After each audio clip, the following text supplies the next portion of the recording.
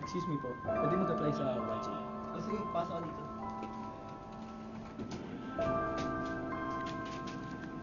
Po? Sige. Tama ka.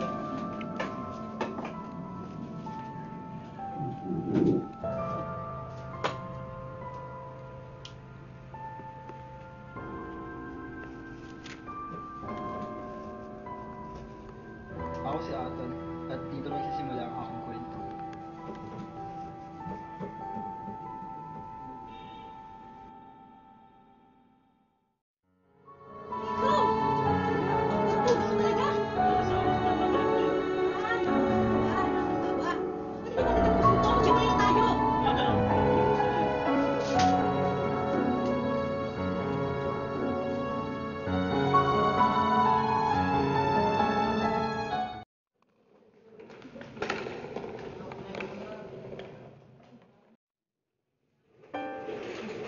Huwag mong paninimulang magsulat at tumawag ha. Oo, Nay. Mag-iingat ka doon. Hindi na po paalahanin. Ilanin niyo po yung kalusugan niyo. Kayo ni Aton. Aton, huwag bibigyan ng sakit ng ulo ng lola mo. Mag-aral ka na mabuti at magpakabait. O, alis na ako ha.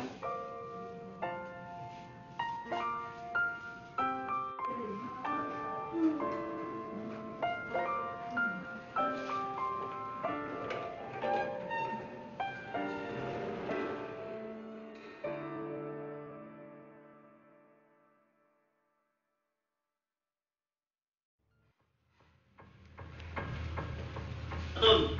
Aton! Gumising ka na! Gising na! Gumising ka na dyan! Kaya nakakatang mo talaga eh! Uy, Joey! Ano sa tingin na yung ginagawa mo? Wala akong karapatan saktan si Aton. Lumayas ka sa pamamahay na to! Sa isang iglap, bigla na lamang nagkaganto ang buhay ko. Napasak lang. Sa kabila nito, hindi pa rin pala mailap ang kapalaran.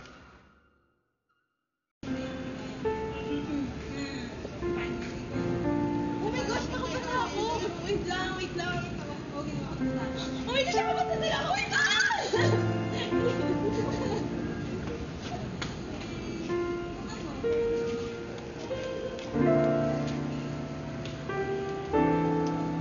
Uy, pre, share lang sa saglit. Sige.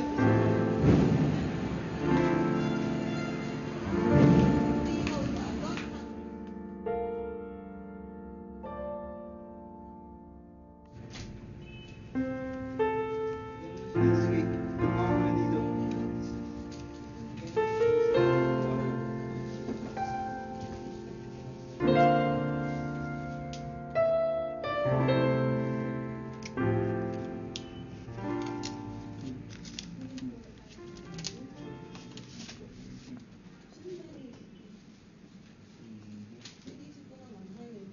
Nagugutom ka ba? Gusto mo kumain? Sarap. Kain muna tayo. Nagugutom din ako.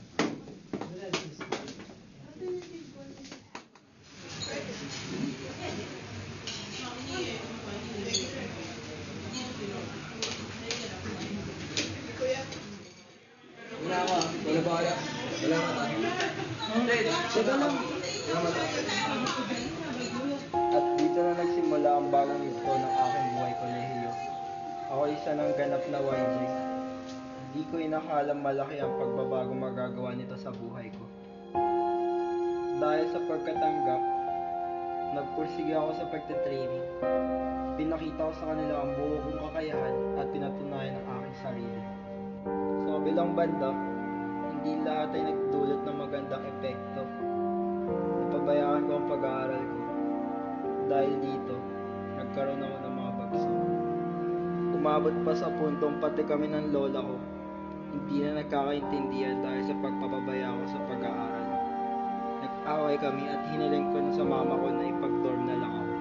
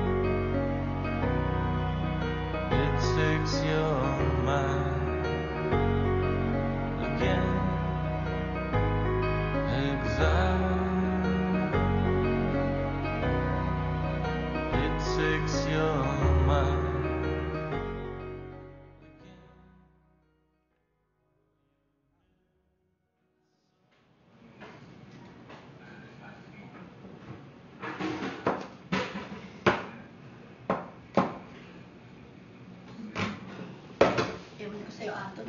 Bahala ka sa buhay mo.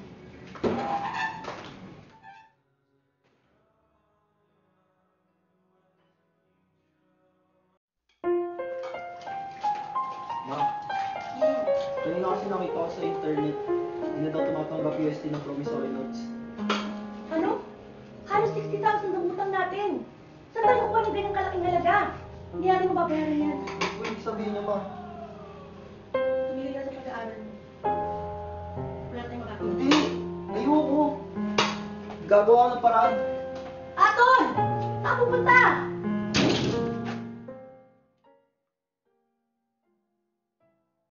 Totoo nga hindi tayo pinapabayaan ng Diyos. Hindi doon natapos ang nagsisimulang mga pangarap ko. Kamusta ka naman ako? Okay naman po, Father. Sige. Ito yung ating agreement. Nakasaad dyan na pwede ka uling mag-enroll ngayon sa second sem. Talaga po. Maraming salamat po, Father. Mabubuting po yung pag-aaral ko. Talaga mabuti, ay. Opo. Maraming salamat po ulit. Thank you po.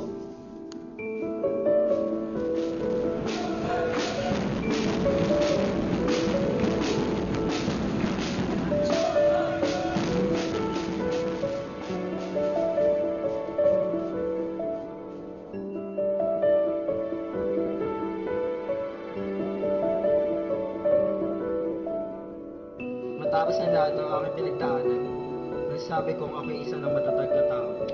Sunod-sunod man ang pagsubok na napagdaanan, hindi ako nagpatalo at nilabanan ko ito.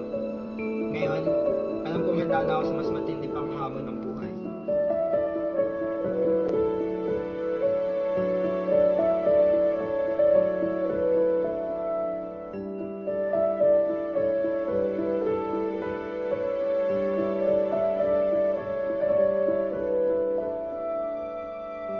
Ako, si Aton, isang masayahing tao sa kabila ng isang mahirap na buhay.